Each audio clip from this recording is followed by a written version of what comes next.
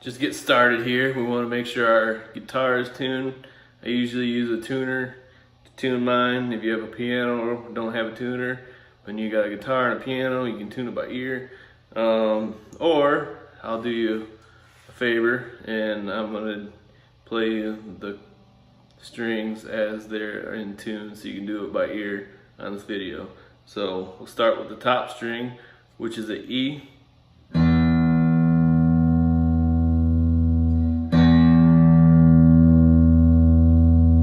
You should be able to get relatively close to that. Next one is the A.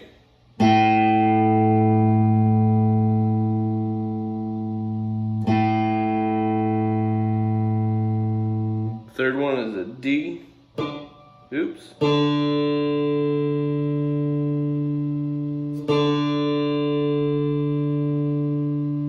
Next is a G.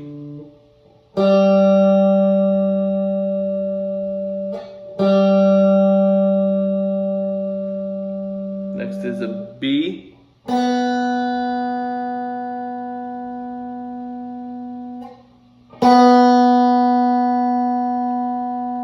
And the last one is an E, the bottom string.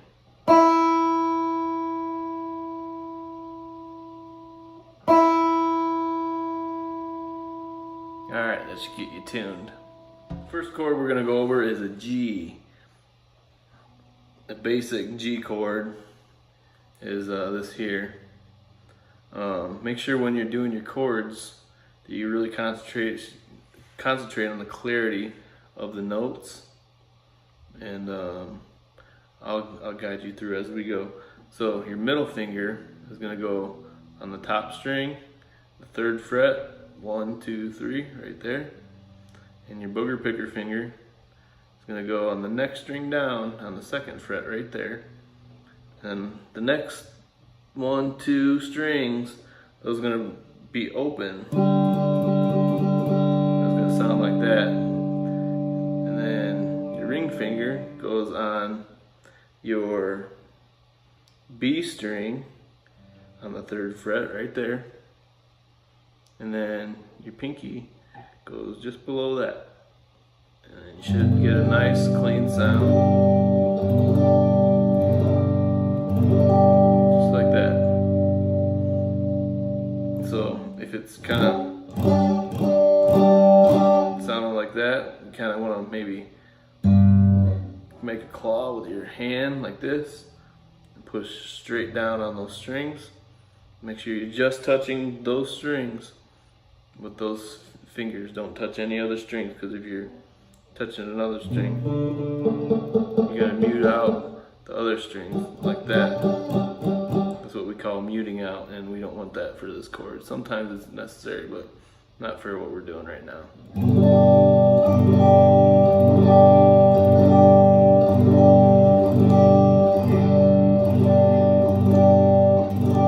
And notice with my right hand, you want to concentrate on your right hand as well, or your picking hand if you might be left-handed. So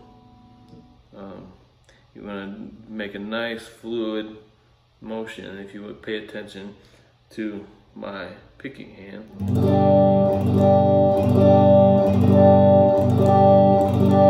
Next chord is a C, and there's a whole bunch of different variations of all these chords. I'm just showing you the basic chords. Okay, so this is your basic C, and for this chord we're not playing that top string. So what I like to do with those types of chords we're not playing, I like to mute it out with my thumb. You don't have to do that. It's a little bit of a more advanced thing, but if you start out practicing things like that, it makes it a lot easier as you progress, and you don't have to think about things like that when you're progressing. You just automatically do it. Alright, so for the C chord, you go to the 2nd string here, which is the A string. You want to put your finger on the 3rd fret right there.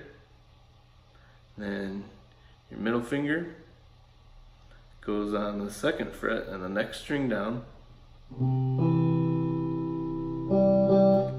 this G string stays open, so no finger should be touching that one. But then your booger picker goes on your B string right here, on that first fret. You should get a nice pretty tone right like that.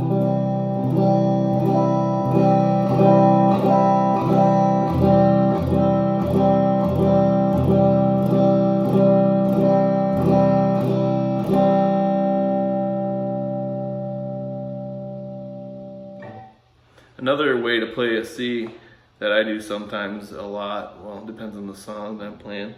I think it's a C sustain, which is basically, you know, the G chord that I just went over is like this, except for you just drop these two fingers down one string. Gives it a little bit different tone. So that's the C, and this is a C as well. Hear the difference in tone?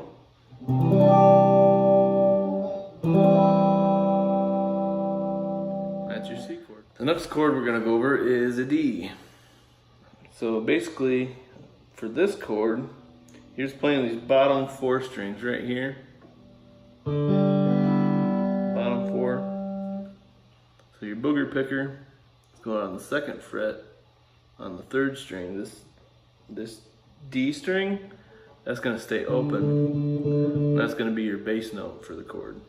Your booger picker goes on the string right here on the G string on the second fret.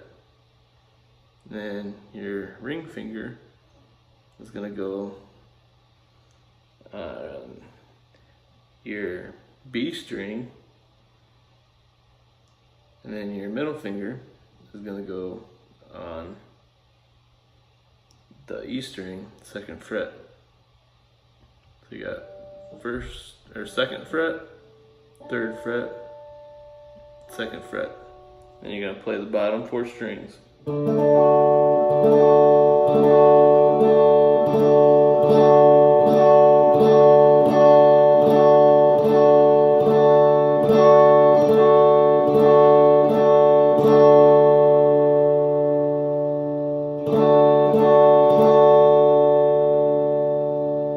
Once again, a lot of times I find myself muting this top string with my thumb. And sometimes I'll do the top two. That way when you're strumming you can you're playing without worrying about playing some weird note that doesn't belong. Like that doesn't sound right. And then another augmentation of this chord is you can take that thumb, if you got hands that are big enough, you can wrap that thumb around and hold down right here on the second fret. It's an F sharp right there. And that gives a really good bass note to your D chord. And a lot of times I find myself playing that F sharp, and while I'm muting out this A string at the same time. So that's a little bit more advanced, but you can try to practice it. You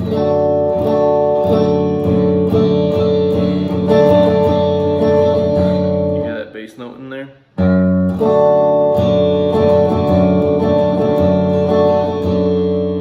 Or you can just play it normal with the bottom four, and it sounds good too. Just sounds good to change it up depending on the song.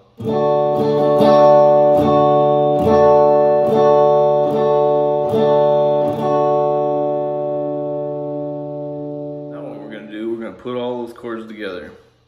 I'll do two different ones. I'll do one with a G and this C to D.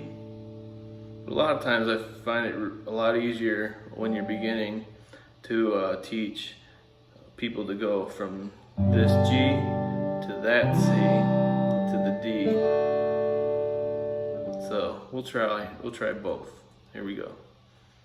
1, 2, 3, 4. 1, 2, 3.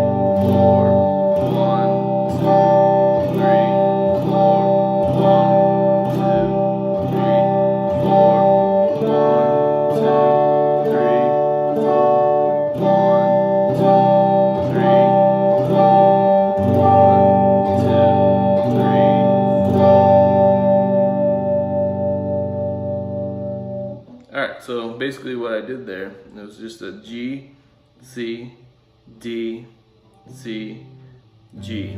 And a lot of songs, you can play a lot of songs with those 3 chords right there. Alright, next we're going to go to the other C, which is a natural C.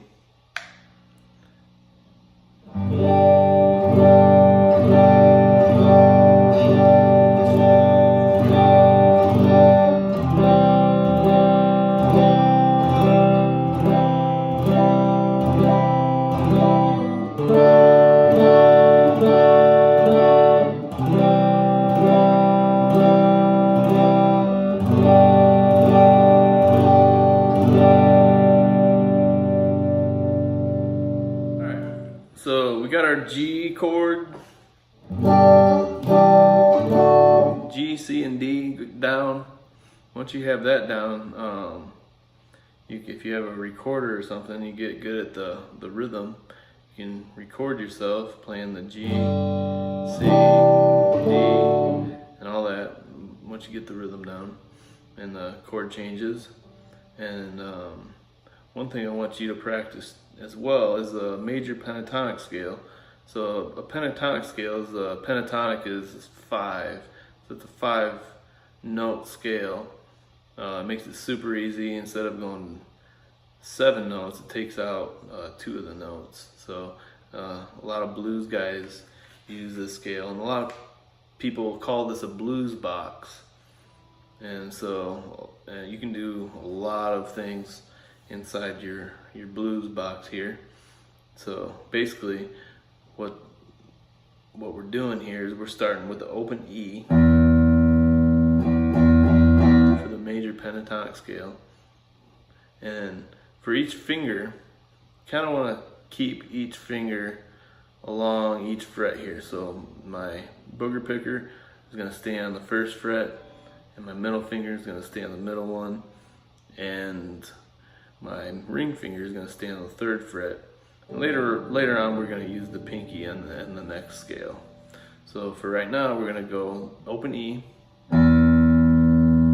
ring finger goes on the E string, 3rd fret, which is a G. And we're going to go the next string down, open, which is the A.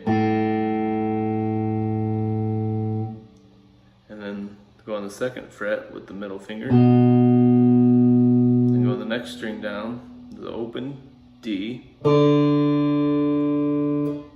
we're going to put our middle finger down on the 2nd fret again, and the next string, and we're going to go open on the next string down, and the middle finger again.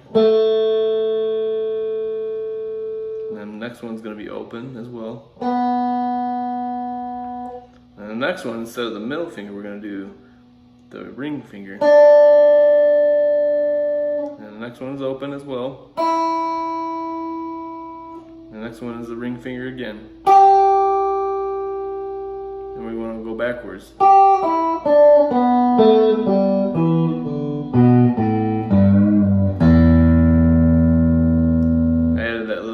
For a little effect. You can practice little things like that now, because the sooner you get things like that down, the less you have to worry about it later. Little bends and vibratos and things like that. So the sooner you learn those, the better. So this is the same scale, a little sped up from the last time.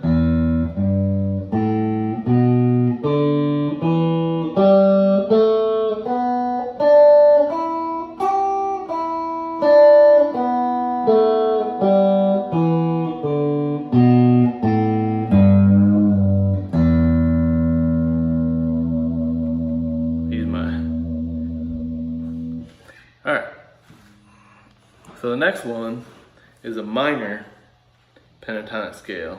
So we're starting up here on the G, and the 3rd fret on the E string. And so basically on this one, all these, your fingers are just going to go straight down like this. So all these notes are all going to be played with your on this fret is going to be your booger picker finger, and on the 4th fret it's going to be your middle finger. The 5th fret is going to be your ring finger, and the 6th fret will be your ring finger. Actually, on this one you don't really use your middle finger at all, so this is how it goes.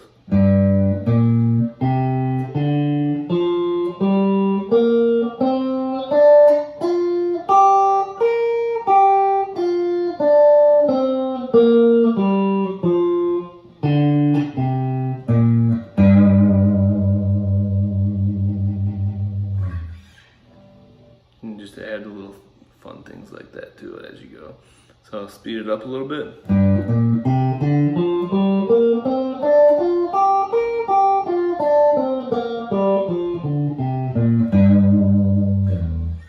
Alright, there we go. There's your pentatonic scales.